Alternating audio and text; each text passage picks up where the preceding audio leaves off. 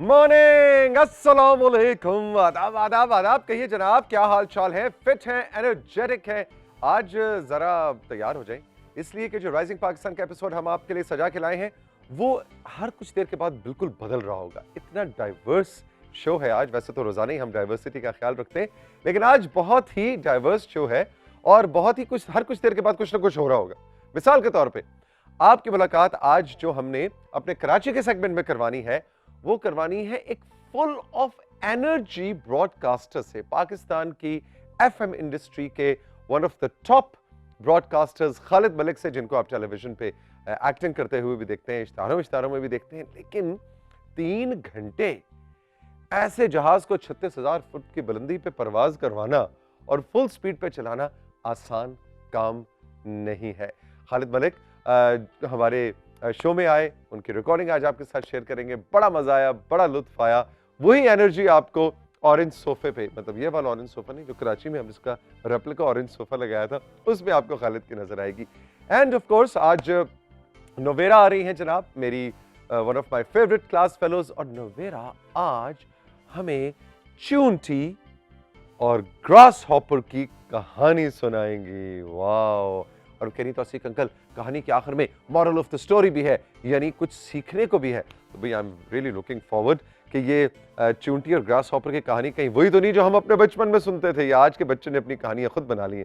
ये भी अभी कुछ देर में हम इस ब्रेक के बाद जानेंगे, जब नोवेरा हमारे साथ होंगी। End of course good news के बगैर तो मुकम्मल हो ही नहीं सकता राइजिंग पाकिस्तान, और लेकर आएंगी आपके लिए रेबेका 3 अच्छी अच्छी खबरें। एंड सेगमेंट जो आपका फेवरेट है वो है गुरु काशिफ वाला, एक्सरसाइज वाला। आज काशिफ ने कहा जी, सिलसिला ये है कि अब जरा दफातर भी खुल रहे हैं, स्कूल भी, जरा जिंदगी मामूल पे आ रही है। पूरी एहतियात के साथ जिंदगी जब मामूल पे आ रही है तो जाहिर है घर से बाहर निकलना है, और थोड़ी बहुत जो घर में रह के एक्सरसाइज हम करते थे कोविड के टाइम्स में, वो भी अब खत्म होती जा रही है। तो आज मैं अपने साथियों को, अपने नाजरीन को 5 मिनट में पूरा वर्कआउट करना सिखाऊंगा। यानी आपको कोई इक्विपमेंट नहीं चाहिए, कोई जिम नहीं चाहिए, 5 मिनट्स और आपकी बॉडी कंप्लीट वर्कआउट करके तैयार। सो 5 minutes workout, complete workout Kashif हमें बताएंगे।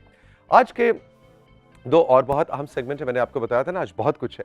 आज जनाब डॉक्टर सैयदा सकीना, जो कि स्किन स्पेशलिस्ट हैं, डर्मेटोलॉजिस्ट हैं, वो आज बहुत ही अहम मौजू पे हमें एक 8 मिनट के अंदर पूरा ओवरव्यू देंगी। और वो ये, आपने अक्सर सुना होगा कि लेजर से हेयर रिमूवल, यानी जो चेहरे के या हाथ के ऐसे गैर ज़रूरी बाल जिनसे आप छुटकारा हासिल करना चाहते हैं, उसके लिए बहुत ज़्यादा मकबूल है कि जी लेज़र करवा लें, बहुत राइज भी है।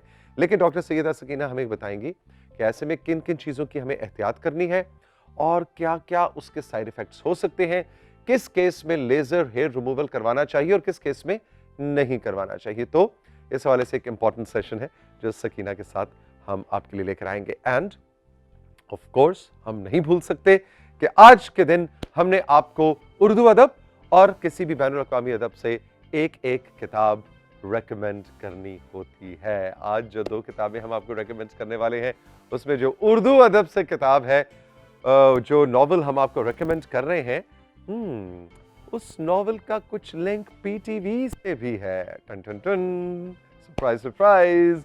जरा सोचिए कि वो कौन सा नॉवल है जिस पे पीटीवी ने बहुत ही जबरदस्त किस्म का एक सीरियल बनाया, शॉर्ट ड्यूरेशन सीरियल। चले आपको एक और मैं हिंट देता हूं। मुस्तनसिर हुसैन तारड़ साहब और कुर्रतुल-ऐन अली जब सुबह के नशरियात लेट 80s और अर्ली 90s में किया करते थे, उस वक्त ये वो सीरियल है जो खास तौर पे सुबह की नशरियात, हमारा ये जो प्रोग्राम है जो उस वक्त में हुआ करता था, उसके लिए स्पेशली पीटीवी लाहौर ने प्रोड्यूस किया था। अच्छी पहेली है, आप में से कुछ समझ गए होंगे जो उस जमाने में देखा करते थे, और बहुत ही जबरदस्त, बहुत ही पॉपुलर सीरियल था ये आज। लेकिन वो जिस नॉवल पे बनाया गया, आज उस नॉवल की हम बात करेंगे। तो ये सब आज के राइजिंग पाकिस्तान में मेरी टीम के पास आपके लिए। चल के लेंगे एक छोटा सा ब्रेक, और ब्रेक से वापस आएंगे तो नोवेरा है, एक ग्रास हॉपर है और एक चूंटी है, और मैं हूं। हम चारों आपके साथ क्या करेंगे, लेट्स सी।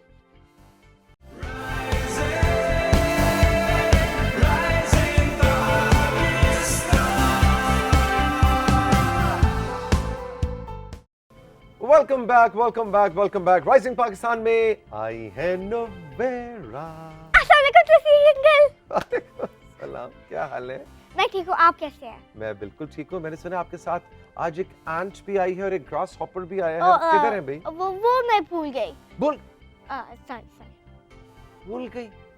अब क्या होगा? अब सेगमेंट कैसे होगा? हमारे दो मेन कैरेक्टर्स तो आए ही नहीं। लेकिन मैंने उनकी स्टोरी देखी थी और मैंने उनको मैं रूम में अपनी बैठी हुई थी और मैंने उनकी स्टोरी देखी थी, तो फिर मैंने कहा कि आपके साथ शेयर करूं। चलो ठीक है, स्टोरी तो है ना उनकी। चलो फिर ठीक। अच्छा जी, सुनाइए स्टोरी। अभी घर में वो सो रहे होंगे। मैंने मामा को कहा था वो उनका ख्याल रखें। अच्छा जी, स्टोरी सुनाए। तो फिर क्या होता है कि आपको पता है ना, चूंटियाँ वो बहुत ज़्यादा काम करती हैं।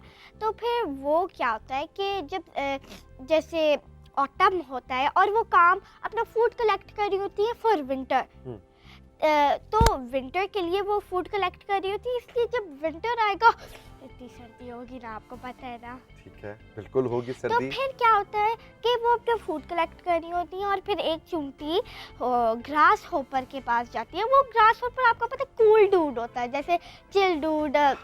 जैसे उसको कोई जिंदगी की फिक्र नहीं होती। हाँ। वो हर वक्त एंजॉय कर रहा होता है, डांस कर रहा होता है, पार्टी बॉय होता है।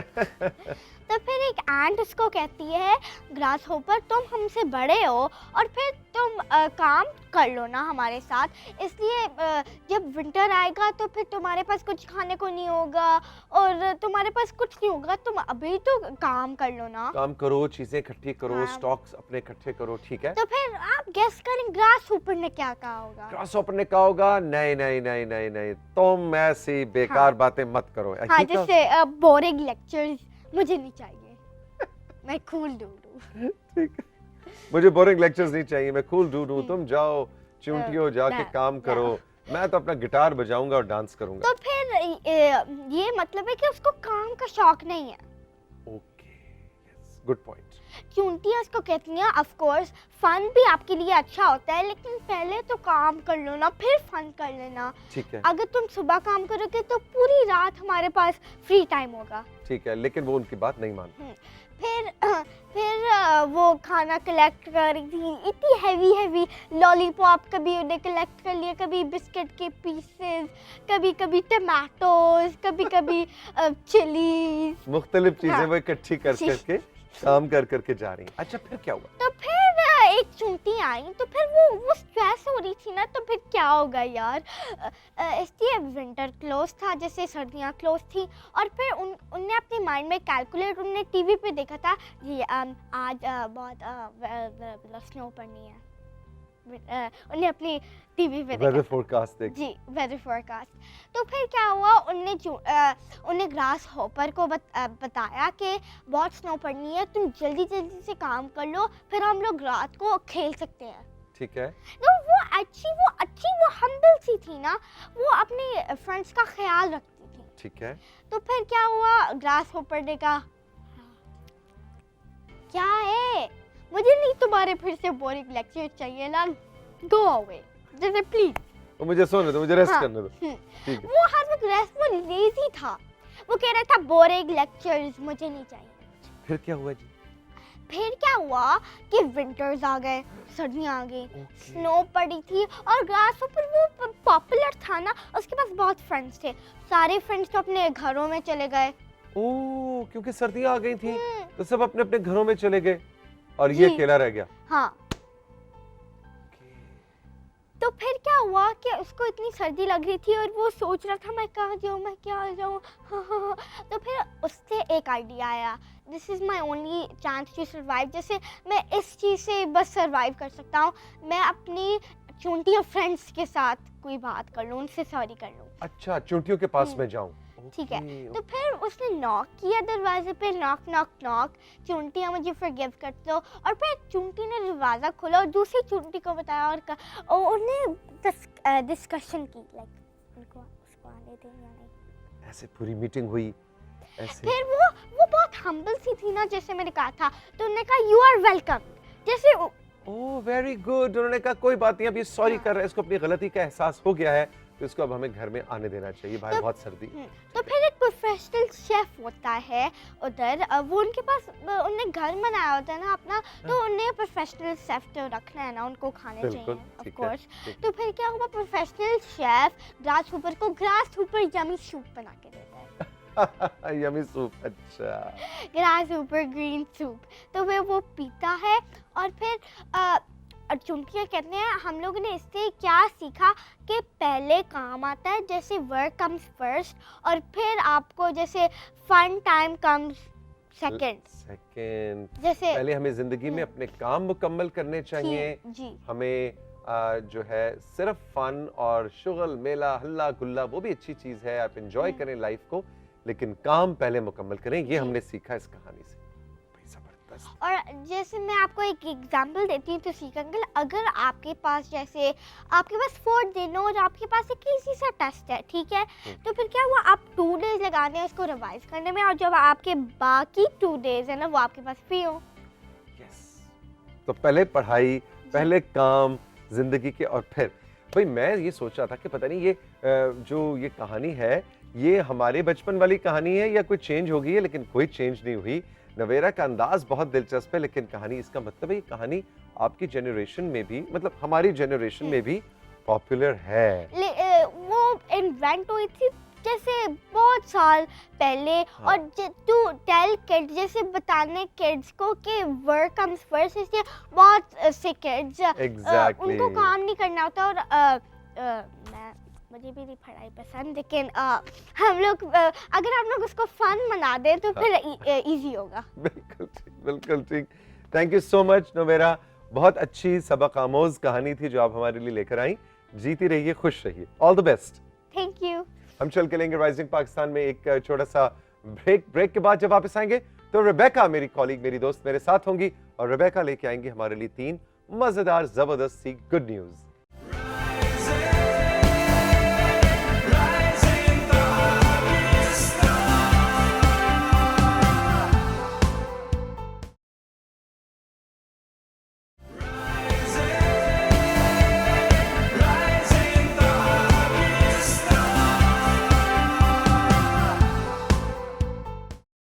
Welcome back to rising Pakistan. मेरे साथ मौजूद है रेबेका और लाए हम आपके लिए 3 अच्छी खबरें। गुड मॉर्निंग, अस्सलाम वालेकुम रेबेका। गुड मॉर्निंग, वालेकुम अस्सलाम तासिक, कैसे हैं आप? बिल्कुल ठीक, बिल्कुल ठीक। 3 अच्छी खबरों से दिन का आगाज़ कितनी खुशी देता है ना। दिन का आगाज भी हो सकता है और हो सकता है आफ्टरनून में रीरन में हमें कोई देख रहा हो तो दोपहर का इख्तिताम, दोपहर का आगाज और ये भी नई एनर्जी के साथ, और इस सोच के साथ कि अगर शाम में देख रहे हैं तो हमने आज क्या अच्छा किया या अच्छा सुना, बड़ा Exactly. ज़रूरी होता है तासिक। और मैं तो ये कहता हूँ रेबेका कि कुछ अच्छा ना भी आप कर सके हो तो जो अच्छा सुना है, यानी कि राइजिंग पाकिस्तान की गुड न्यूज, उसको ही 3 लोगों तक आगे पहुंचा दें तो मेरा ख्याल है ये भी मतलब एक अच्छा किया की कैटेगरी में आ जाएगा। बिल्कुल ऐसे, क्योंकि इवन तौसीक मैं आपको बताऊं, मेरे अपने घर में भी जब ये सेगमेंट देखा जाता है, अगर मैं कर रही हूँ या हमारी जो कॉलीग्स हैं वो करी होती है, तो मुझे बाकायदा बताया जाता है, आपको पता है ये एक नई चीज़ हुई है, तो मुझे बहुत अच्छा लगता है कि ये एक सर्कल जो है वो चलता है। यही मकसद भी था इस सेगमेंट का कि हम मसालेदार, कोई स्पाइसी, कोई नेगेटिव खबर जो ही सोशल मीडिया या टेलीविजन स्क्रीन पे देखते हैं तो हम फौरन लोगों को फॉरवर्ड भी करते हैं, दूसरों को पहुंचाते भी हैं। तो क्यों ना हम राइजिंग पाकिस्तान में एक ऐसा सेगमेंट शुरू करें जिसमें पॉजिटिव खबरें बताई जाएं, अच्छी खबर सुनाई जाए। पाकिस्तान में बहुत सा अच्छा भी हो रहा है, बहुत अच्छे लोग भी हैं। दुनिया में जहाँ बहुत सा खराब भी हो रहा है वहाँ बहुत सा अच्छा भी हो रहा है, तो वो अच्छी चीज जो है वो दूसरों तक पहुंचाई जाए, और आपने इस सेगमेंट को बहुत ज्यादा पसंद भी किया। जी, क्या खबर है पहले आज की पहली गुड न्यूज़ की जानिब। जिस तरह आपने कहा कि कोई अच्छा कुछ अच्छा कर रहा होता है, सो आज की हमारी जो पहली गुड न्यूज़ है वो भी इसी मुतल्लिक़ है। कुदरत ने पाकिस्तान को निबातात और हयातियात के कीमती तोहफ़े अता किए हैं। कराची के साहिल नायाब सब्ज़ कछुओं के हवाले से दुनिया के पहले नंबर पर आते हैं, लेकिन प्लास्टिक पोल्यूशन की वजह से ये कछुए मुतासिर हो रहे हैं। ऐसे में एजाज अहमद जो कि एक माहिगीर हैं, इन कछुओं को बचाने के लिए आगे आए हैं। एजाज इन कछुओं को ढूंढकर साहिल के महफूज मकामात तक ले जाते हैं। इसके अलावा इन कछुओं के अंडों को भी महफूज मकामात पर पहुंचाते हैं। एजाज का कहना है कि वो ये सब कुछ इसलिए करते हैं ताकि आने वाली नस्लें इन कछुओं को सिर्फ तस्वीर में नहीं बल्कि हकीकत में भी देखें। भैया एजाज अहमद, हमें फ़ख्र है आप पे, और आप देखिए कि किस कदर ज़बरदस्त उसकी सोच है हमारे इस भाई की, एजाज की, कि जहाँ बहुत बड़े बड़े बैनुल-अक़वामी इदारे जो है वो हयातियात और नबातात के तहफ़्फ़ुज़ के लिए काम कर रहे हैं। इंसान अशरफुल मखलूक़ात जब अपने आप को कहता है तो उसको साबित करना और भी ज़्यादा मुश्किल हो जाता है। ऐसे में उसने कहा कि नहीं, मैंने किसी बहुत बड़े इदारे का या बहुत बड़ी टीम का इंतज़ार नहीं करना, मैं अपनी छोटी सी दुनिया में कुछ बड़ा सा करता चला जाऊं और उन कछुओं और उनके अंडों को वो महफूज जगह पे पहुंचाता है। तो Ajaz Ahmed, I am really really inspired. मैं खुद क्योंकि एक एनिमल लवर हूं, तो मुझे आप जैसे लोगों से मिलके और आप जैसे लोगों के बारे में जान के यकीन जानिए बहुत खुशी होती है। God bless you. और जैसे देखिए, ऐसा भी तो है कि एक अकेला इंसान, हम अक्सर सोचते हैं कि हमें किसी बड़े काम को सरअंजाम देने के लिए एक बड़ी टीम की ज़रूरत होती है, लेकिन आपको सिर्फ इनिशिएटिव यानी आगाज़ करना है, उसके बाद तमाम तर चीज़ें खुद होती चली जाती हैं। एब्सोल्युटली। सो बढ़ते हैं सेकंड गुड न्यूज़ के जानिब। हम अपने मुल्क में पाकिस्तान में बाय एयर और बाय रोड तो सफ़र करते ही हैं, लेकिन बहरी जहाज़ से सफ़र का तजर्बा बहुत जो है वो हमारा कम रहता है नॉर्मली। हाँ, मैं वैसे कभी भी गुजरांवाला से मुल्तान कभी बहरी जहाज से नहीं गया, वैसे मुझे ख्याल नहीं आया। वहाँ से आप जा भी नहीं सकते। हम आपको बताते हैं कि आप बहरी जहाज़ पर अगर सफ़र करना चाहते हैं तो आप कैसे कर सकते हैं। हुकूमत पाकिस्तान ने इंटरनेशनल फेरी सर्विस शुरू करने का फैसला किया है, जो कराची से गवादर तक शुरू की जाएगी। इसके अलावा ये सर्विस ईरान, इराक़ और UAE से भी कनेक्ट की जाएगी। इससे सयाहत को फ़रोग़ मिलेगा और साथ ही ईरान और इराक़ जाने वाले ज़ायरीन की भी अल्टरनेट सर्विस मिलेगी। भाई ज़बरदस्त। तो ये तो मेरा ख्याल है कि कराची से गवादर तक, वैसे तो मैं अक्सर प्रोग्राम में रुबैका आपको मालूम है जिक्र भी करता रहता हूँ कि कराची से गवादर हमें बाय रोड सफ़र ज़रूर करना चाहिए। बहुत ही खूबसूरत और हसीन तजुर्बा है ये। लेकिन अब तो ये एक और रूट भी हमें मिल गया कि गवादर से कराची मेरा ख्याल है एक साइड से बाय रोड जाए और दूसरी साइड से बाय शिप। गुड आइडिया है ना। और समंदर की सैर का लुत्फ भी आपका वो शौक भी पूरा होगा और एक नई दुनिया आपको एक्सपीरियंस करने का मौका मिलेगा। मुझे याद है मैंने एक दफ़ा डेनमार्क से हॉलैंड का सफ़र किया है शिप के अंदर, और आप यकीन जानिए आप में से वो लोग जो बहरी जहाज़ का सफ़र कर चुके हैं जिनकी तादाद जैसे आप कह रही थी पाकिस्तान में बहुत कम है, लेकिन आप यकीन नहीं कर सकते कि डीप सी के अंदर बहरी जहाज़ के रेलिंग पे खड़े होना, मुझे ऐसा लग रहा था कि मैं किसी और दुनिया में हूँ, मैं कोई और शख्स हूँ, मेरा नाम कुछ और है, ये कुछ कोई और ही सैयारा है, ये ज़मीन नहीं है। बहुत ही अल्लाह ताला रब की जो इनायात है, समंदर उसमें से एक है, ओशंस उसमें से एक है, और उसका शुक्र अदा करने का भी मौका मिलता है और सुभान अल्लाह दिल से निकलता है। क्योंकि मेरा अगला सवाल आपसे यही था कि तौसीक, आपने कभी शिप में सफ़र किया है, लेकिन आपने बताया कि और एक्सपीरियंस अमेजिंग रहा आपका। अमेजिंग एक्सपीरियंस था और मज़े की बात ये कि उसमें से कुछ वक्त दिन का था और कुछ सनसेट हुआ और कुछ शाम थी, तो वो बहुत खूबसूरत तजुर्बा। यकीनन। सो बढ़ते हैं आज की थर्ड गुड न्यूज़ की जानिब। कभी लंबे बालों का फैशन होता है तो कभी छोटे बालों का, ये एक बड़ा मसला है। ये मसला सिर्फ उनका है जिनके पास बाल हो, जिनके पास नहीं है नहीं, उनका ये प्रॉब्लम कुदरत ने सॉल्व कर दिया बिल्कुल। लेकिन यहाँ हम आपकी मुलाकात करवाने जा रहे हैं तौसीक ब्राक से। जी हाँ, ब्राक एक भेड़ है जो गलती से अपने घर से निकलकर जंगल चला गया था और 5 साल तक गुम रहा। 5 साल बाद जब वो एक रेस्क्यू टीम को मिला तो ब्राक को पहचानना बेहद मुश्किल था और ये तक समझना मुश्किल था कि ये है कौन। खैर, इसको एनिमल शेल्टर में लाया गया और इसके जिस्म से 35 किलो ऊन उतार ली गई, जिसके बाद ब्राक एक हैंडसम भेड़ में बदल चुके हैं। भाई ये तो ब्राक के बारे में हमारा ख्याल है इंसानों का कि वो हैंडसम भेड़ में बदल चुके हैं। कोई ब्राक से पूछे कि वो अपने इतने खूबसूरत बाल उतरवाना चाहता भी था या नहीं, और वो सैड थोड़ा सा लग वो मुझे तो बिल्कुल सैड लग रहा है। वो तो पहले कितना हैंडसम लग रहा था। ये भी देखे ना, ये हम इंसान ने सोचा हुआ है कि हम बताएंगे कि कौन किस हालत में हैंडसम लगता है, कैसा लग। ये मेरा तो ख्याल है ब्राक के वो बाल 35 किलो, कितने किलो थी? 35 किलो ऊन उतरी है। ऊन उतरी है। अब आप देखें ना, मुझसे कोई कह रहा है जी हम आपके बाल अच्छे नहीं लग रहे, तौसीक साहब आपके इधर से मशीन फेर देते हैं, या आपसे मैं कहूँ आपके इधर से मशीन फेर दे। ये नहीं हो सकता। नहीं। रेडी? नो। तो फिर ब्राक को क्यों किया हमने? बहुत गलत हुआ, लेकिन ब्राक को ये समझना चाहिए कि ब्राक बहुत हैंडसम लग रहा है। जब हम उसको इस बात का यकीन दिलाएंगे ना तो ब्राक खुद समझ जाएगा। नहीं, ब्राक को सब समझे हैं, समझदार हो गया ब्राक। बिल्कुल भी नहीं। ब्राक को पता है कि ये इंसान है और ये अर्ज पे यही इन्हीं की चलेगी। मैं बेचारा ऐसे खड़ा हो जाता हूँ, अपनी ऊन उतरवाता हूँ। वो अपनी मेरे ख्याल जैकेट में खुश है, ब्लू जैकेट में। Rebecca, thank you very much. मजे की खबरें थी, जीती रहो। God bless you. Thank you Tauseeq. हम चल के लेंगे राइजिंग पाकिस्तान में एक छोटा सा ब्रेक, और ब्रेक से जब वापस आएंगे तो 5 मिनट आपकी जिंदगी के एक दिन के हम उधार ले रहे हैं। 23 घंटे 55 मिनट आपके, 5 मिनट ट्रेनर काशिफ के और मेरे। ये क्या होने जा रहा है इस ब्रेक के बाद।